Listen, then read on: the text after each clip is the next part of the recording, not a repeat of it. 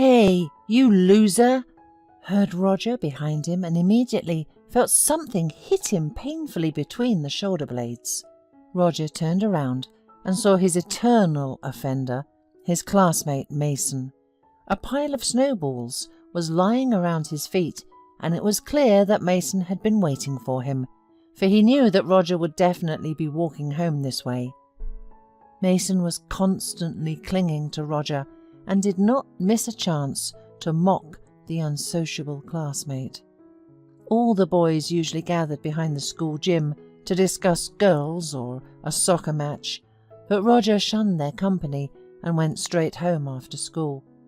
There was rumours that the boy was taking care of his sick mother, who had been bedridden for several years with a serious illness, and it was true. There was no one else to take care of the woman, because Roger's father worked all day at the service station to earn money for the family and for his wife's treatment. That was why Roger, from a young age, learned to do all the housework. The boy used to do laundry, clean, cook, but he also studied very well. When his neighbour Floyd told the other boys in class about what Roger was doing at home, he immediately became an object of ridicule among his classmates. "He's a future housewife," laughed Mason. "Only he probably doesn't know that it's not necessary to study. Even such losers are taken in," he added wickedly, and all the boys laughed in unison. Mason's opinion was considered authoritative. His parents often went abroad and constantly brought their favourite son fancy things and expensive equipment. Since that day, Mason and his friends began to mock Roger often, trying to humiliate him, especially in the presence of girls from their class. But Roger always held himself with dignity and did not react to the attacks, and this irritated Mason even more. Roger lost his temper only once. It happened when Mason came too close to him and pulled the button of his old shirt and tore it off along with a piece of cloth. For a moment, Mason seemed even taken aback, but then, looking at his friends, who were standing far away, grinned and threw the torn flap in Roger's face. "That's okay, you can sew it on. You're a future seamstress, aren't you? Although, no, you're probably a loser, like your father, and you'll spend your life working for pennies at a lousy service station. Well, to each his own." And then suddenly, the always poised Roger grabbed Mason by the jacket. "I'm not a loser, got it? And neither is my father. He works there so I can achieve success in life because I deserve it, unlike you. And if you ever say anything about my father again—" "What will you do?" asked Mason with a challenge, hearing his friends coming closer behind him. "You'll find out then," answered Roger calmly, and releasing Mason, simply walked away. Mason wanted to continue the fight, but he was stopped by his friends, who said that Roger was a brave boy, unafraid to stand alone against all of them. Since then, Mason has held a grudge against his classmate for his humiliation, and if before this incident he had mocked him without anger out of nothing to do, now he began to do it purposefully, thinking over his every move. Once he even vandalized the chemistry lab and said that he had seen Roger go in there after lessons. Roger was saved from punishment by Tiffany, a local beauty and excellent student who had seen Roger at the pharmacy at the time. They believed the girl, of course, and Mason was just furious that this loser was lucky again. Many years had passed since then. The roads of the classmates had parted, and now they had decided to get together again. The task to find all classmates was given to Tiffany, who had already managed to make a successful career and become a chief accountant of one of the city's companies. On the eve of the reunion, Mason drove in a luxury car to one of the well-known chain car washes. Getting out of the car, he proudly went to the young man who was taking orders, and suddenly he was surprised to recognize Roger in him. A smirk appeared on Mason's face. Well, justice has finally been served, and this arrogant beggar got what he deserved, he thought happily. Oh, what a meeting, grinned Mason sneeringly. Turns out I was right. You've decided to continue the family business, he added smugly and laughed. Hello, Mason. You haven't changed either, I see. You still do not respect yourself, insulting the work of other people, replied Roger calmly, and started washing the car. The cold-blooded calm made Mason finally lose his temper. He already clenched his fists, but then he remembered the reunion, and an idea occurred to him.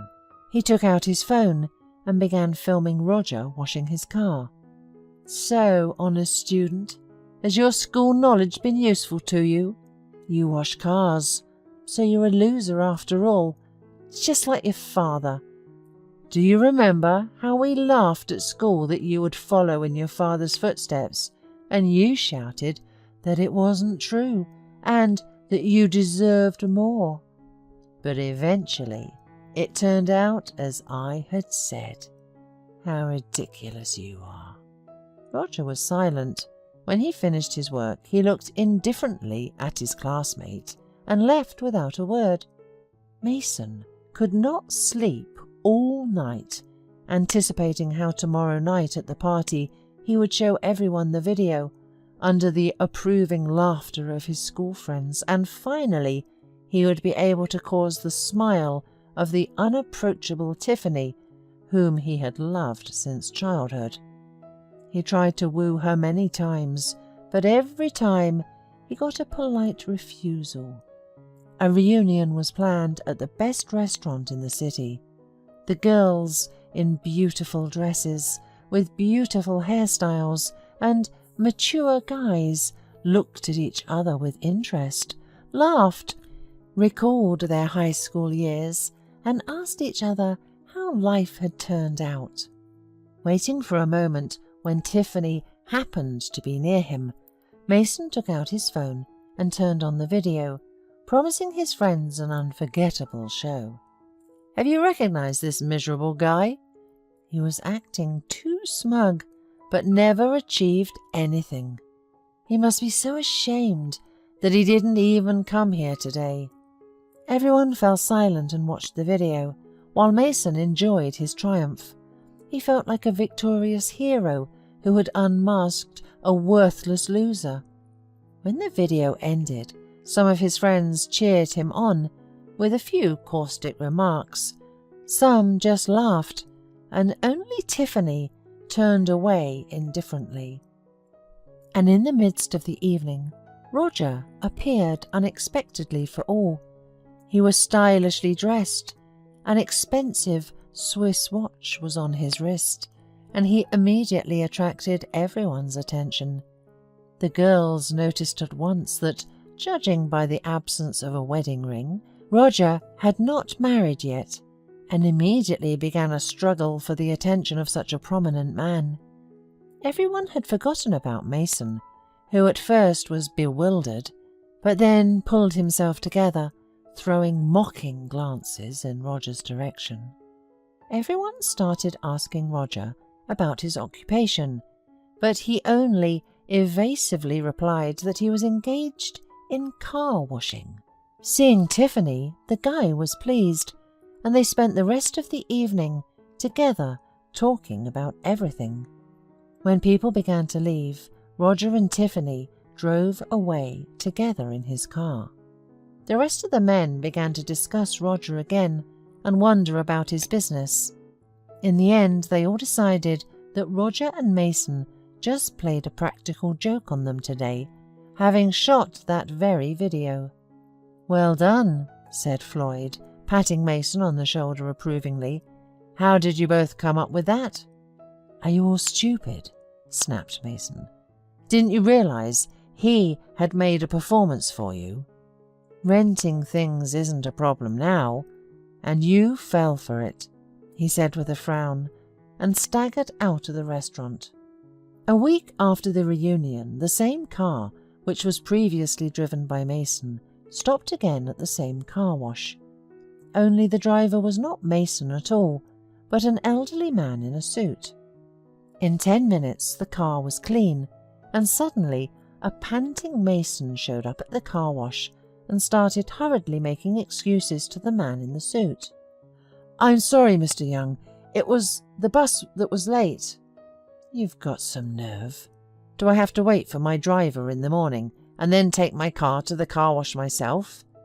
Do you have any idea how much 10 minutes of my time is worth? I have already warned you that one more stunt like that and I'll kick you out. Of course, I gave your father my word to help you with your job because no one wanted you after you were released, but keep in mind my patience has run out. Get to the office any way you can. When you get there, come up to me. I'll decide what to do with you," he added, and slamming the door, drove away. Mason blushed thickly and nodded guiltily in response. Roger was watching all this from a distance. Today he was checking the work of his car wash and was on his way to meet Tiffany at one of the city's cafes. On that day, Mason had arrived for the first time. He was testing the new uniforms, so Mason had mistaken him for a regular employee. Roger wanted to say hello to Mason before the reunion, but when he heard his insulting remarks, he decided to play along and introduce himself as an employee rather than the owner. Now Roger was dressed in a perfectly fitting suit, and seeing him in his new look, Mason was at first confused and then, realizing the depth of his shame, almost fainted from the horror that engulfed him. Before Roger could even open his mouth, Mason could not refrain from insults again. "What? Are you rejoicing at my shame?" he muttered angrily.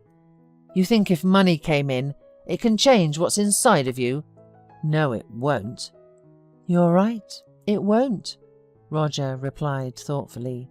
"You know, I didn't study for nothing back then. The knowledge helped me start my own business, and now I own a chain of service stations and car washes. You're right, I continued in my father's business, and I'm proud of it. What about you?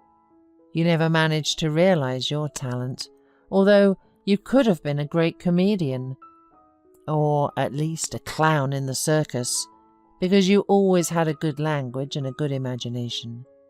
Yeah, you were right. To each his own." Roger turned and went to the exit, but suddenly stopped and looked at Mason, who was completely crushed by his words, and said, "You know, I really do feel sorry for you. If your boss fires you today, you can come to me. I'll find you a suitable job. Believe me, you can still make things right and start your life over."